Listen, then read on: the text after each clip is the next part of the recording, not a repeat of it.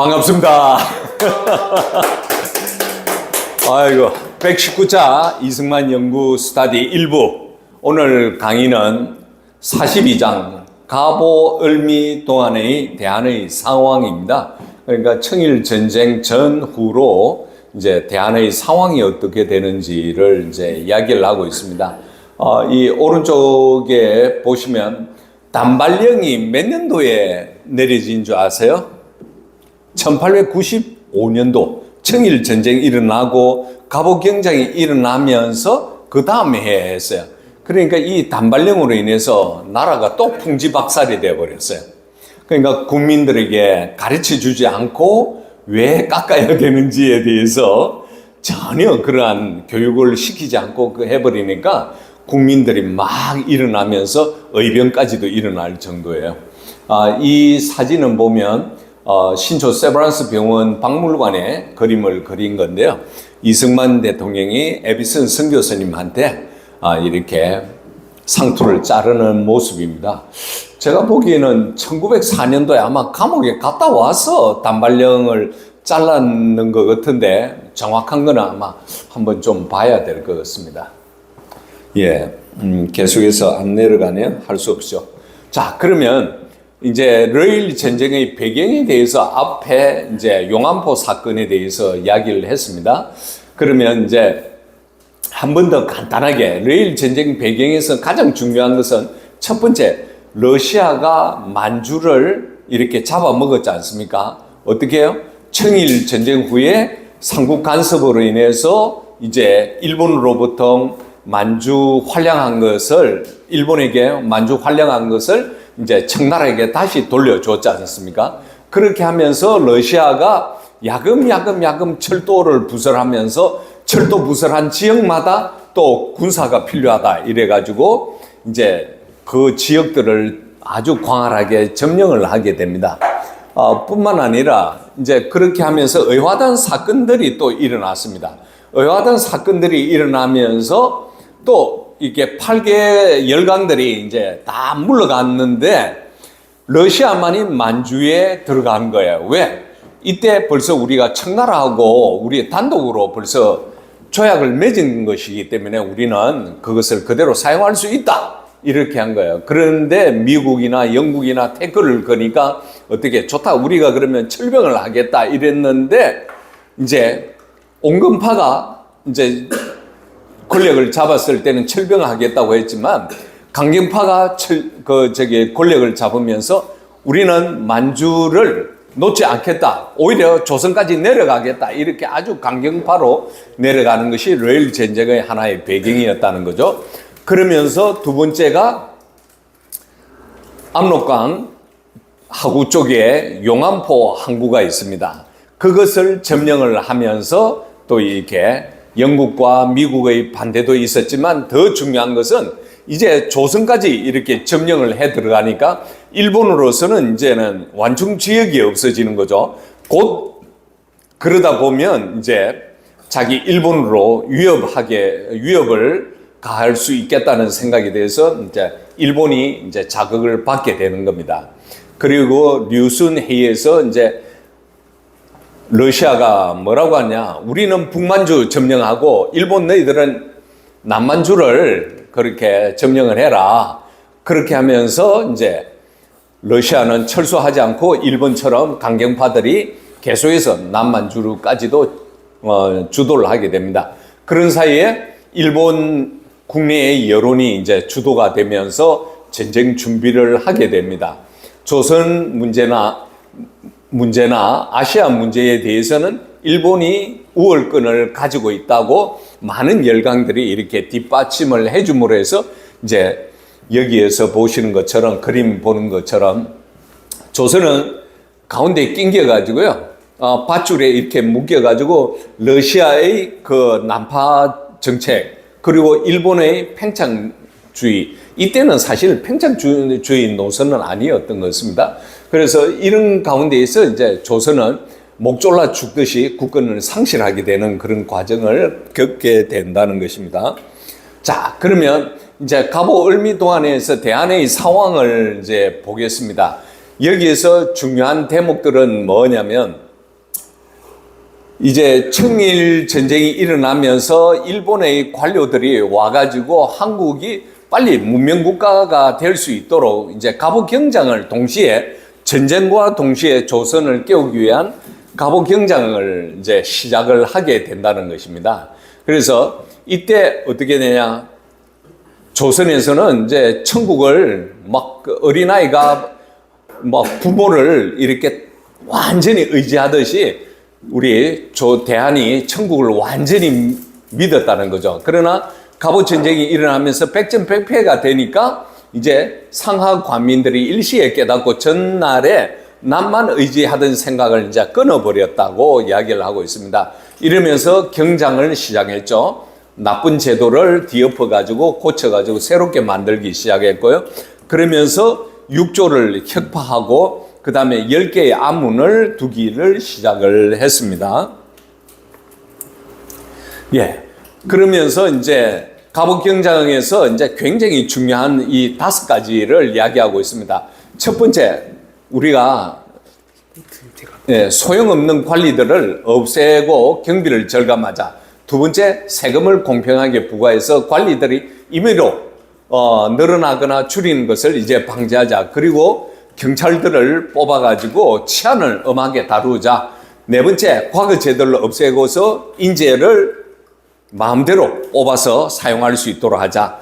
다섯 번째, 서울과 지방에 재판소를 설립해가지고요. 어떻게 해요? 그 죄인이 자기 죄에 대해서 자복하거나 시인하지 않으면 그 처벌을 가하지 못하도록 하기 위해서 이렇게 지방에 재판소를 세우자는 거죠. 그렇게 해서 좌우포도청에서 죄명도 묻지 않고 인명을 살려하던 폐단을 사라지게 만들겠다는 것입니다. 그렇게 하면서 또 이제 어떤 개혁이 일어나냐면 궁 내부에서 이제 궁가죠. 그러니까 왕족의 거주하고 있는 궁가와 경향의 사대부 가에서 이제 토하고 토세가든가, 토라는 것은 뭐냐면 권력이 있는 사람들이 무고한 백성들을 잔혹하게 이렇게 뭔가 이제 뭐 때린다든지 뭐 벌을 가한다든지 이런 토색은 돈을 계속 뺏는 거예요. 억지로 달라고 하는 거. 그러니까 토색을 하던 그런 폐단이 없어지도록 했습니다. 그래 갑오 경장이 일본을 통해서 했지만 굉장히 조선의 나쁜 풍속들이 굉장히 많이 개선이 되고 있는 중이었어요. 그 외에 예로부터 내려오던 무수한 나쁜 관례들이 많이 없어졌다. 그러면서 정부에서 민간에 반포한 정책들은 어떻게 하냐, 크게 문부를 보지 말라, 인재를 자유롭게 써라, 그리고 사생당파를 무시해가지고 인재를 쓰면서 어때? 과부를 개가를 금지하지 아니하고, 그러니까 과부도 결혼해라, 종을 두거나 매매하지 말라, 이러한 경장들을 굉장히 많이 만들게 됩니다. 근대 국가의 가는 길목에서 이러한 갑오 경장이 굉장히 중요했습니다. 그러면서 또 중요한 것은 지역마다 학교를 세웠습니다. 그렇게 하면서 인민들에게 이제 교육을 시키니까 허다한 악습들이 날마다 줄어들고요. 신선한 공기가 점점 들어와서 문명 진보하는 힘이 크게 자랐다고 합니다. 이때 갑부 대신들은 어때요? 세상 형편을 아는 인사를 등용을 했습니다. 그 갑부 대신은 갑오 경장을 통해서 이제 등용한 사람들은 주로 친일파. 그러니까 친일파라는 말은 우리가 이제 나쁘게 보면 안 돼요. 왜냐하면 서양의 문명을 가장 빨리 이렇게 접했던 것이 일본이었기 때문에, 동양에서. 그러니까 일본이 개화되어 있기 때문에 이제 일본과 이제 교류를 통해서 그들의 정신이 깨어나기 시작한 그런 사람들을 대신으로 뽑았다는 것입니다. 그래서 이들이 국정 대권을 각각 나누어 맡아 한 마음으로 일들을 하자 소위 완고한 수구파 대신들은 다 밀려가서 자취를 감췄으므로 혁신할 깃털이 막혀버렸다고 되어 있습니다. 이것을 이제 그러면 조선에 주둔해가 있는 공사들이 이런 상황들을 보고 각국이 굉장히 칭찬을 했습니다. 장차 이럴 때 쉬지 않고 혁신해 나간다면 몇 해 안에 조선은 곧 문명한 새 나라가 될 것이라고 의심할 바가 없다고 이제 칭찬을 굉장히 많이 해 주었습니다. 그러면서 1894년 12월에 대황제께서 이제 종묘로 거동하셔서 맹세하는 것을 이제 고하했다 합니다. 이것이 뭐냐면 홍범 14조입니다. 여러분들이 홍범 14조에 대해서 꼭 아셔야 돼요.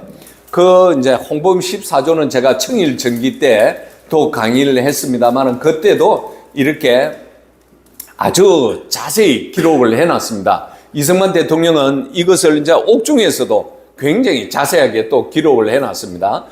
자, 그 서두 어떻게 들어갔냐면 제가 쭉 읽어드리겠습니다.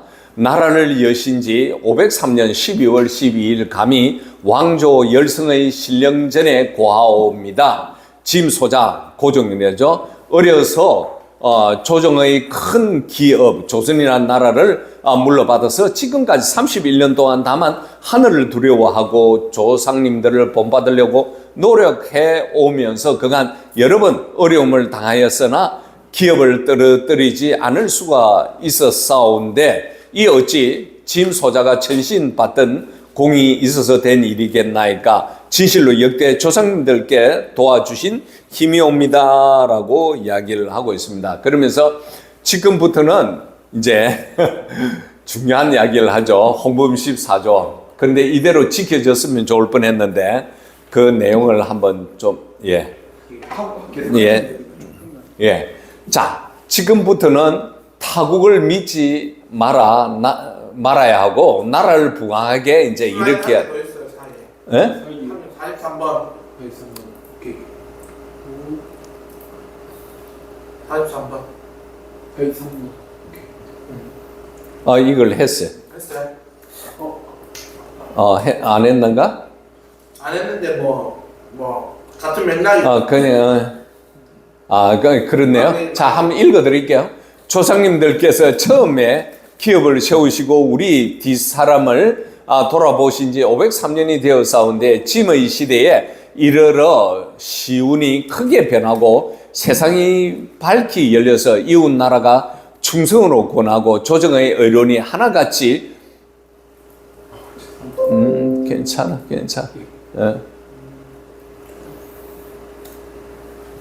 오케이, 됐습니다. 고쳤습니다.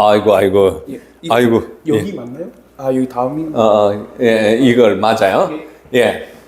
자유 독립을 이제 지금 이제 고종 자기가 이제 맡고 난 뒤에 이제 나라가 열리면서 자유 독립을 반포하고 국권을 굳게 세우기를 도모하고자 하오니 짐소자가 어찌 감히 천신만을 따르면서 조상의 유업을 보존하지 아니하오며 어찌 감히 힘쓰고 정신 차려 열성의 공덕을 빛내고자 아니하겠습니까? 라고 이야기를 합니다.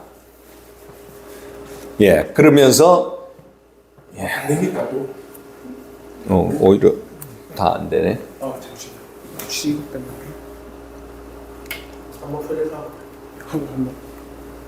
됐어요. 땡큐. 안 돌아가네 또. 제가 한번 해보겠습니다. 대표님 이거 말고 이걸로 조절을 하는. 그렇네. 땡큐. 예. 그러면서 이제 타국을 이제부터는 믿지 않을 거고요. 나라를 부강하게 일으키겠습니다. 백성을 복락으로 이제 인도해서 자유 독립 권리의 기초를 굳게 하겠습니다. 이러한 뜻을 이루려면 옛것을 고집하지 말고 정말 좋은 말 다 써놨습니다. 편한 것만 좋다 하지 말고 선대 황제들의 규범을 더욱 넓히고 세상 형편을 살펴서 정사를 변혁하여 모든 낡은 관습들을 고쳐 나가야 할 것입니다. 짐소자가 큰 법 14조목을 받들어 하늘에 계신 우리 열성조 신령님들께 맹세하여 고하오며 물려주신 공덕에 힘입어 감히 어김이 없이 성취할 것을 맹세하오니 받으신 신령께서는 살펴주시옵소서라고 합니다. 자, 1항은 천국에 의지하려는 생각을 끊어버리고 자유 독립의 기초를 굳게 하겠다. 두 번째, 황실의 제도를 정비하여 황유의 계승에 관한 규정과 종실과 규칙의 분위를 구별해 나가겠나이다.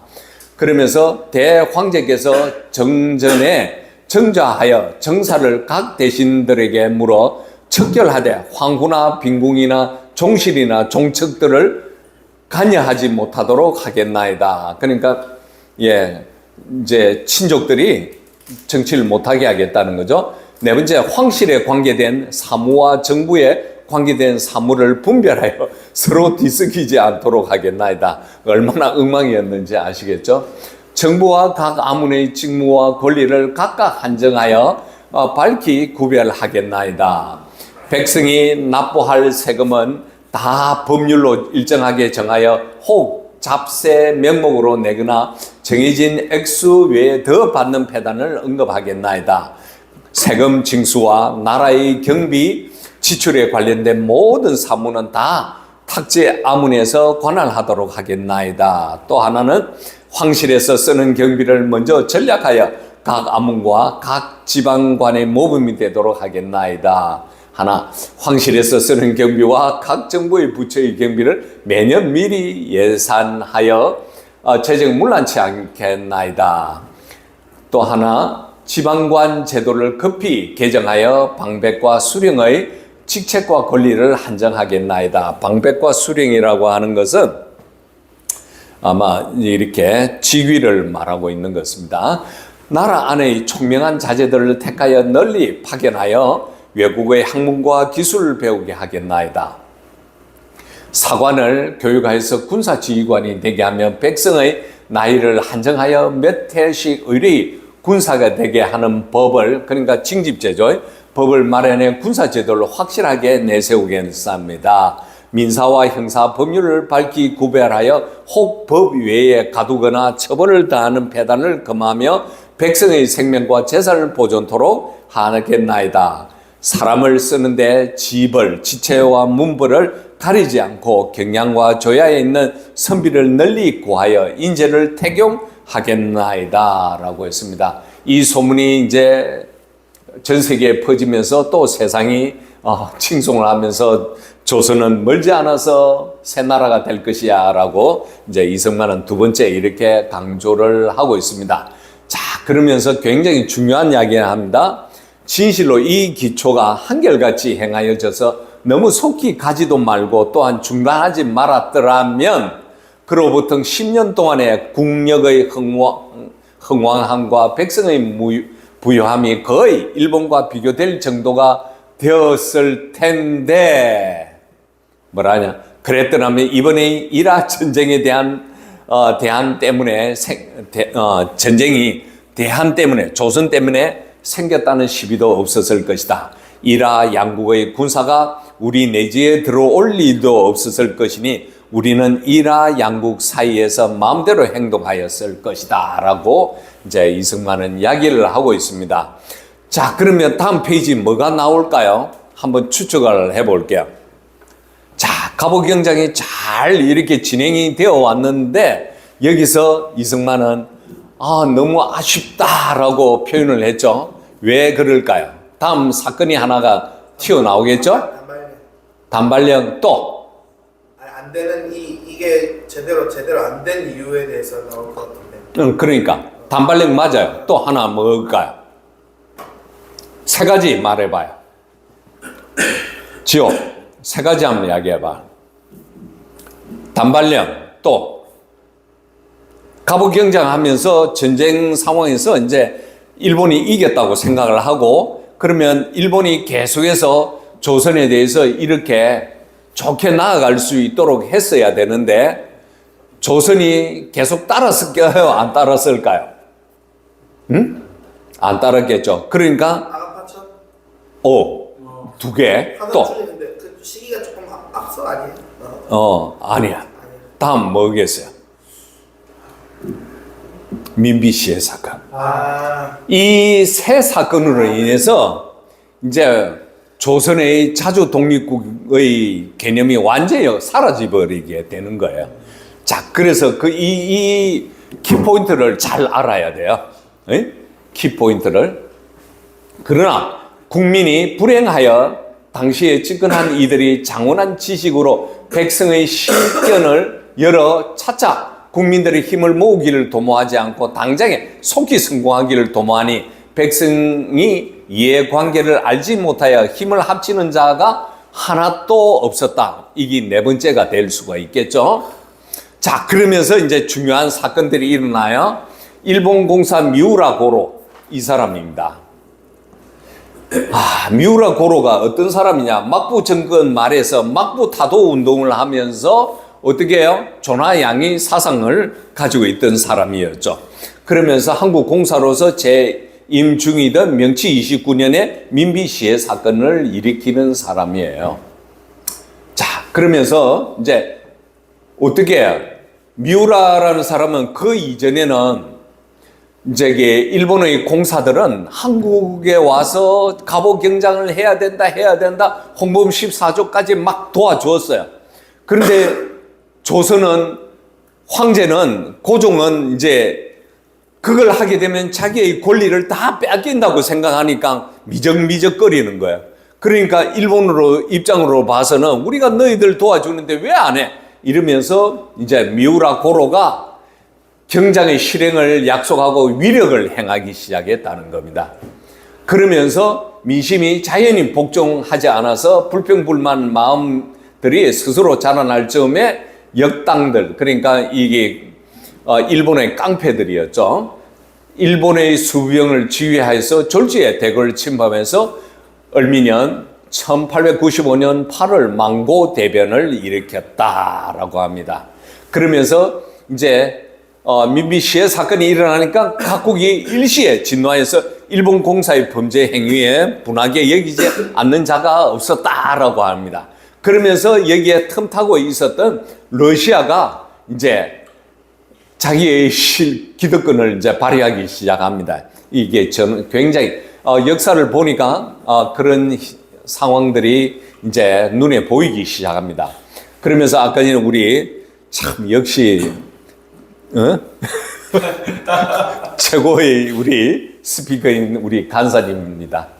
예, 단발령이 나오죠. 민심이 이제 요동하기 시작하고 무식한 수구파들이 이제 몰려오기 시작을 했죠. 그죠? 그러면서 이제 갑자기 또 다음 해에 단발령을 내려가지고 백성을 머리를 억지로 깎아버리니까 백성이 어떻게 순종을 하겠는가 하는 것입니다. 여기에서 보면 단발령이 언제 내렸냐면 1895년 11월 15일이에요. 그리고 민비 시해 사건은 한 달 전이에요.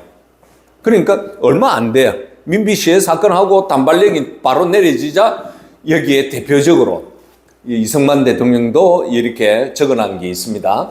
뭐라고 하냐? 최익현은 나의 목을 자를 수 있어도 나의 두 발을 자를 수 없다. 유교는 당시에 그랬거든요. 부모가 준 두 발이니까, 그렇지. 그러니까 부모가 준 이 머리카락을 내가 자를 수 없다는 거죠. 그래서 이제 이승만은 이렇게 속상해 하면서 말을 해요. 본래 어두운 백성은 세법이 무엇에 유익한지 어떻게 편리한지 생각하지 아니하고 다만 예전의 법을 지키는 것만 옳고 좋게 여겨서 목을 벨 수 있을지언정 머리카락은 잘라서는 안 되는 줄로 알고 있었는데 이런 백성을 가르쳐서 그 이해관계를 알게 하지 아니하고 촉급, 그러니까 빨리 위력을 시행하고자 하다가 각처의 의병들이 일어나서 전국을 시끄럽게 했다. 미우라 고로가 굉장히 잘못했죠. 그러면서 또 이제 세 번째 사건 일어나죠. 1896년 12월이라고 했는데 이거는 음력인 것 같아요. 사실은 96년 2월 달로 알고 있는데요. 대황제께서 여기 보세요. 96년 2월 10일입니다.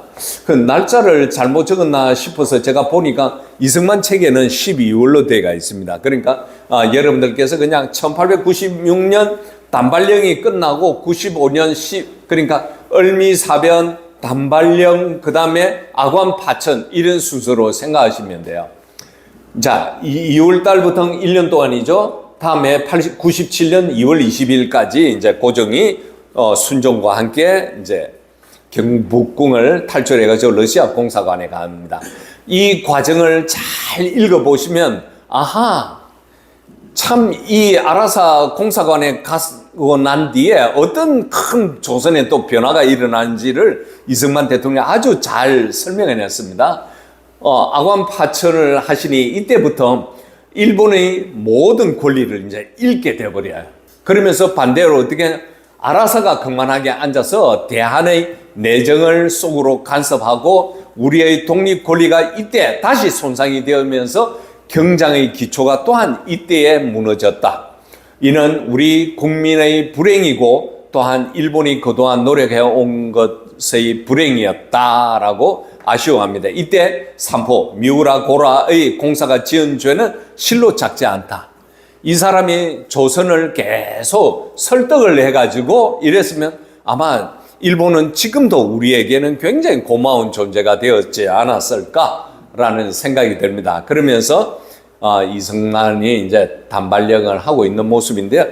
제가 이제 찾다 보니까 이코노미 톡뉴스에서 2013년도 정동제일교회에서 24회 이승만 포럼이 있었네요. 이때 이민훈이라는 분이 이제 이승만의 상투 자르는 거에 대해서 이야기를 해놨습니다. 그러니까 딴 거는 다 제껴놓고요. 뭐 제가 보기에는 좀 이걸 억지로 끼 맞춘 것 같아요.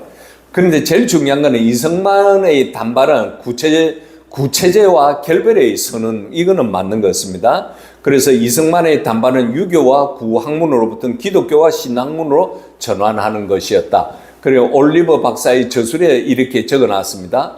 이승만은 과거 제도가 폐지되고 서구의 행정제도가 도입됨에 따라서 상투를 버려야 할 구석을 생각했다. 의료 선교사이자 평생 친구인 에비슨 박사와 토론 끝에 부친이 출타한 틈에 사당으로 가서 세상의 변화에 따라 상투를 자르겠다고 하고 어머니의 만류를 뿌리치고 에비슨 박사 집에 상투를 잘랐다. 그런데 김구는 어떻게 했냐는 줄 아세요? 김구는 삭발하고 장발하고 상투하고 단발하고 그런 과정을 거쳤대요. 그러니까 김구와는 차이가 다른 거고요. 그래서 제가 보니까 옥중에 있을 때 이승만 대통령이 지금 머리를 기른 거죠? 기른 상태죠, 그죠? 상투가 있는 거죠? 그러니까 아마 나와서 아마 삭발을 하지 않았나 싶은데 한번 제가 날짜를 한번 봐야 될 것 같아요. 자, 질문이 있으신 분. 자, 갑오을미 상황에 대해서, 조선의 상황에 대해서 굉장히 큰 사건 4가지를 이제 우리가 처음 5가지 정도를 해야 되겠는데요.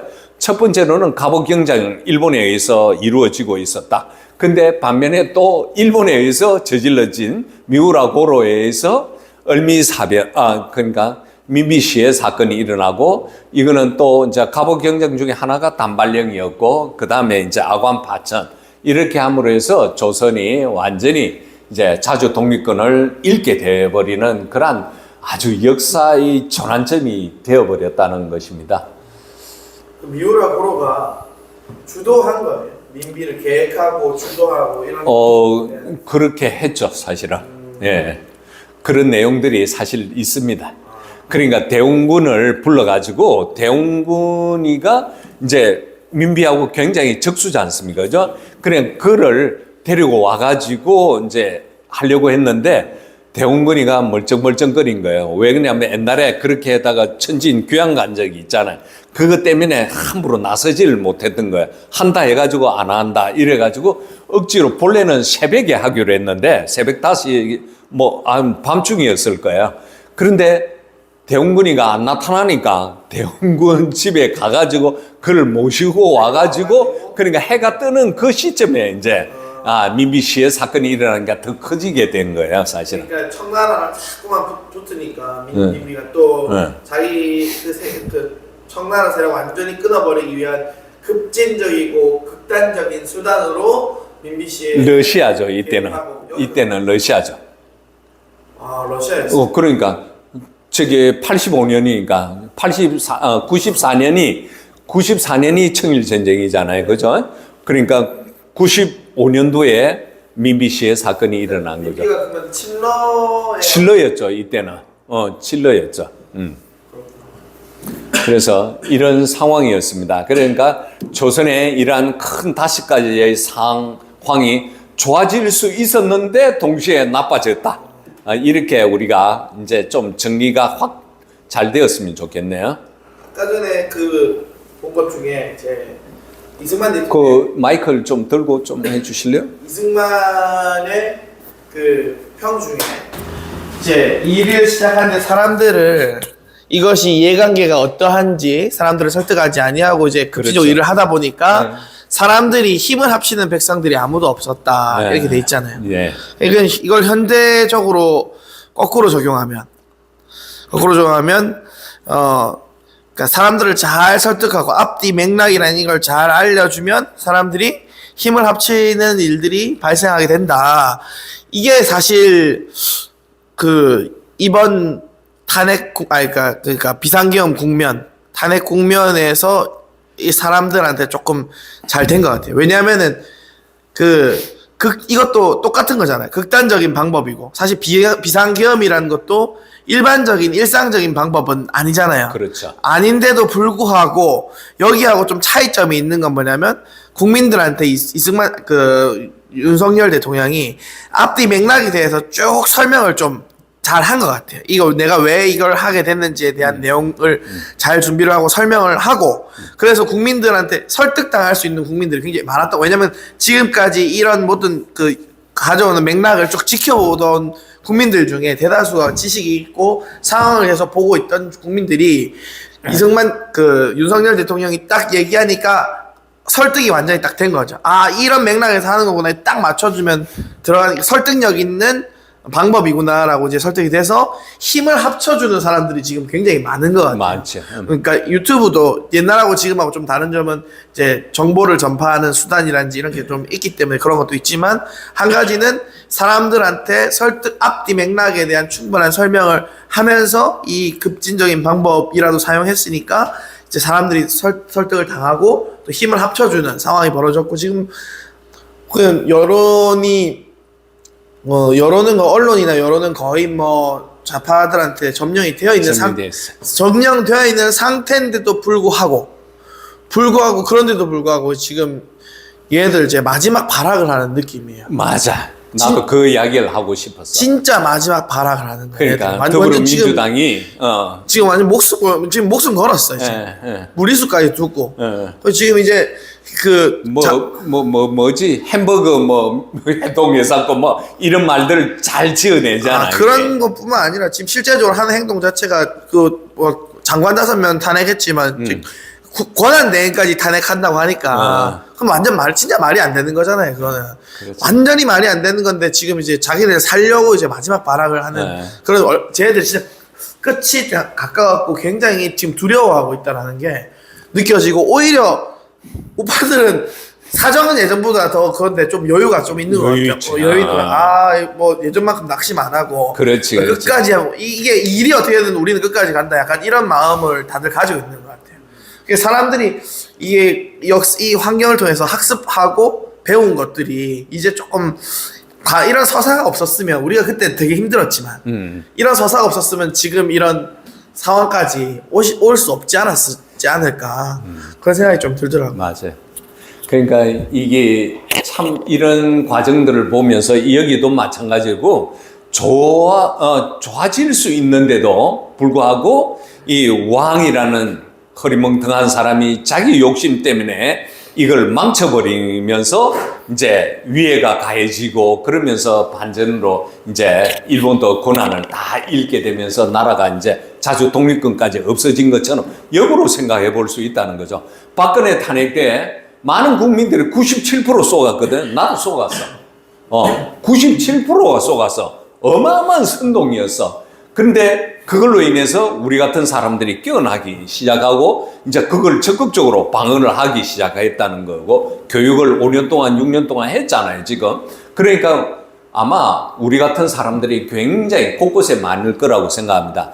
두 번째로는 정말 더불어민주당이 이제 발악을 하고 있습니다.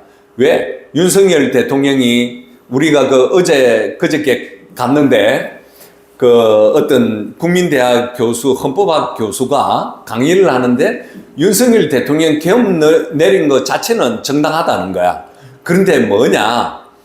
이 닭잡을 칼을 가지고 저기 휘둘러야 되는데 이번에 소잡을 칼로 가지고 닭을 잡았다 이거야. 그런데 문제는 뭐냐? 우리가 닭 잡을 칼이 없잖아. 국회 해산을 시킬 닭 잡을 칼이 없으니까 그렇게 한 거라는 거죠. 그러니까 헌법학자들도 많은 면에서는 동의를 한다는 거예요. 그리고 내란죄는 이거는 북한에서 지령을 내려가지고 이거는 교수가 말한 게 아니고 이거는 지금 이제 정광 목사 그쪽을 통해서 이동욱 저 장로가 있잖아요. 그 연대 신학 들어가가지고 그 좌익돼가지고 전향을 했던 그분이 자기가 너무 잘 아는 거야. 이 용어들은 바로 윤석열 대통령이 계엄령 내리자마자 그 저기 탄핵을 그 뭐죠? 그 계엄령 해제 딱 시키고 난 뒤에 바로 북한에서 내렸던 지령이 바로 내란죄 수괴라고 이렇게 공포스러운 용어를 만들어낸 거야. 그러니까 선동하는 사람들의 그 언어적인 천재. 아까 우리 그 저기 성민이가 그렇게 이야기를 한 거야. 우리는 용어를 선택을 잘 못한다. 나는 이 자유의 숲이라는 용어를 좌익들을 보면서 좌익들은 이게 위장 전술들을 너무 잘 쓰잖아. 그걸 보면서 내가 숲이라는 용어도 사실은 좌익들이 쓰는 용어거든. 그래서 내가 자유의 숲이라고 했던 거예요. 그와 마찬가지로 우리가 이 언어 개발, 단어 개발을 참 잘해야 되겠다. 그런 생각이 듭니다. 자, 이제 좋은 질문을 해주셨고요. 또 그걸 가지고 또 우리 지금의 상황에 대해서 이렇게 연결시켜 주셔서 너무 감사하고요. 제일 중요한 것은 어제 제가 이 강의를 준비해 44장을 준비하고 끝나고 이제 제가 지금 어떤 상황이지 한번 유튜브를 체크하니까 그게 실시간 바로 뜨더라고요. 그 대통령 관자 앞에 그 트랙터 2대가 들어가가지고 본래 그 경호문이 있어야 되는데 그 더불어민주당이 와가지고 경찰들한테 나무라가지고 그걸 풀러라고 해가지고 트랙터가 대통령 집 앞에까지 갔다고 그럽니다. 얼마나 위험한 일이에요. 근데 잘 됐어요. 잘 됐고 잘했고 지금 이 완전 난리가 나고 있잖아요. 이게 속된 말로 지랄 발광을 하고 있는데 옛날에 같았으면 지랄 발광 이거 적절한 용어는 아닌데 하여튼 발광하고 있는데 지금 이 발광을 하고 있기 때문에 얼마나 발광을 하면 정치에 아무런 관심 없고 아무런 생각 없는 사람들도 정치에 관심을 가지기 시작한 거야. 근데 옛날 같았으면 정치에 관심을 가진 사람들이 바로 어디로 빨려 들어가냐? 좌파한테 바로 빨려 들어가요. 관심을 가졌다면 좌파한테 빨려 들어가. 왜냐면은 그들의 감성, 그들의 논리가 굉장히 쉽고 그들이 가지고 있는 그 도식화된 어떤 그런 것들이 바로 설득당하기 바로 좋기 때문에 그리고 언론까지 다 잡아 돌리고 있으니까 바로 설득을 당하는데 지금 이 사람들은 요즘 사람들은 하도 많이 속는 거야. 하도 많이 속다 보니까 이제 언론도 다 안 믿어. 그러니까 팩트 체크를 해야 된다. 완전히 그 사상에 경도된 사람이 아니면 새롭게 그 정치에 딱 관심을 가지게 된 사람들은 사실관계 확인을 하려고 하는 노력들이 생긴 거예요. 그러다 보니까 우파 쪽으로 이게 끝까지 확인하다 보면 얘네들 너무 많이 속았거든. 한두 번 속나. 탄핵 때 저번 박근혜 탄핵 때 속았지. 얼마나 많은 괴담들이 있었어요. 엄청 속았지. 그 다음에 두 번째는 뭐야? 그 광우병 때 또 속았지. 광우병 때 제일 처음 속았죠. 그 다음에 박근혜 탄핵 속았지. 그 다음에 사드 속았지. 그 다음에 후쿠시마 오염 속았지. 계속 먼저 완전 엄청 속다 보니까 사람들이 이제는 언론이 뭘 얘기해도 믿지를 않고 그렇지, 자기들이 그렇지. 사실관계 파악하는 노력을 하는 거예요. 그렇지. 그래서 들어온 사람들이 우파 쪽으로 이제 부정선거 파야 된다 그러고 SBS가 원래 좌파 언론이에요. SBS도. 근데 SBS가 지금 우파 쪽으로 돌아섰다니까요. 돌아선 거예요? 돌아선 건 아닌데 아예 그러니까 중간선이긴 한데 돌아섰다기보다는 방향성을 저기서 완전 좌측에 있다가 우쪽으로 좀 왔어. 왜냐하면 부정선거에 대한 그 관련된 그 기사는요 MBC는 죽어도 완전 안 다루려고 목숨 걸고 안 다루는데 SBS는 다루는 거예요, 얘네들이. 그리고 거기 댓글 한 데 가보면 부정선거 이거 깨끗하게 하고 가야 된다. 그게 이제 전체적인 그 여론이거든요. 그러니까 지금 이 지랄 발광하는 상태가 사람들로 하여금 정치에 관심을 가지게 하고 관심을 가진 사람들을 우리가 설득할 수 있는 스피커들이 지금 있기 때문에 사실관계도 다 확인할 수 있는 유튜브 어떤 이런 것들이 다 있기 때문에 오히려 지금 이렇게 해서 이승만 대통령이 원하는 건 뭐냐면은 한 사람 한 사람이 자기 자유를 지킬 수 있는 사람이 되도록 만드는 거잖아요. 그렇지. 근데 이 사람들 지금까지 시스템 위에 얹혀져서 자기 생각과 주관과 판단과 그런 건 아무것도 없이 그냥 시스템 안에서 올라오는 그 유산만 받아 먹으면서 넙죽넙죽 받아 먹으면서 살고 있다가 자기가 스스로 판단할 수 있는 기회를 이제 처음으로 맞이하게 된 거예요. 그러니까 쉽게 말해 영화로 따지면은 매트릭스에서 매트릭스 세상에서 막 이렇게 있다가 알약 먹고 현실을 바라보게 된 그런 것처럼 지금 이제 새롭게 정치에 유입된 사람들은 사실관계를 정확하게 아는 사람들이 많아질 것이고 그런 분위기가 많아지면 좌파들은 생존하기 어려워요. 뭐 멍청한 사람들이 많으면 많을수록 좌파들은 선동하기도 좋고 생존하기 좋고 돈 빼먹기 좋은데 똑똑한 사람들이 많아지고 사실관계 파악하는 사람들이 많아지면 점점 이 사람들은 생존할 수 있는 상황이 없어지고 그게 잘 된 거죠 사실. 잘 된, 예. 말이 길었습니다. 큰 박수 한번 부탁합니다. 예.